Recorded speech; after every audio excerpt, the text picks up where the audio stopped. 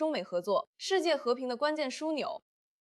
前言：21世纪的人类文明正站在历史的十字路口，科技突飞猛进，人工智慧、量子科技、核能与太空探索的发展，使人类的力量达到了前所未有的高度。然而，力量越大，责任也越重。当今国际局势的核心矛盾之一，便是中美两大国之间的竞争与合作。若中美对立加深，世界将被分裂，陷入新冷战乃至热战；若中美携手合作，则人类或可迎来前所未有的长久和平与共同繁荣。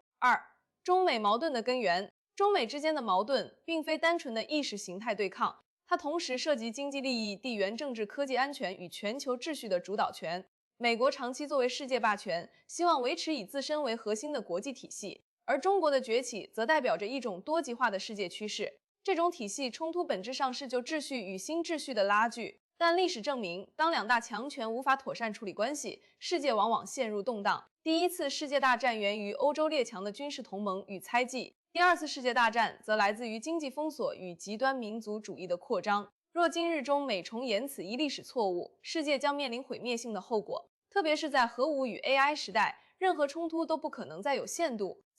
合作的可能与必要性。事实上，中美之间的互补远大于对立。经济面，中国是世界最大的制造国，美国是最大的消费市场，两者合作可稳定全球供应链，避免经济崩盘。科技面， AI、能源、太空探索等领域的联合研究能为人类带来巨大福祉，而非军备竞赛。环境面，气候变迁是全人类的共同敌人，唯有中美联手，才能在减碳与绿能转型上产生全球性的影响力。安全面，在恐怖主义和扩散、网络安全等议题上，中美可建立共同安全框架，而非互相指责。中美的合作不仅能稳定全球经济，更能形成一种和平平衡。当两大国都以和平发展为主轴，其他国家也将更倾向于合作而非对抗。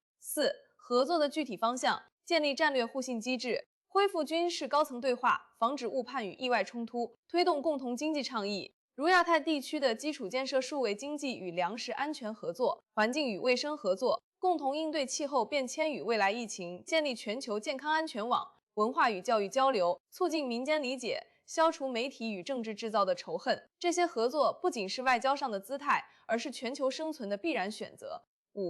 结论：中美两国的关系决定了21世纪的命运。合作意味着和平科技进步与人类福祉的延续，对立则是全球经济崩溃、环境恶化与战争阴影的再临。中美若能以互信共荣为基础，携手引领世界走向理性与和平的未来，那将是全人类最伟大的成就。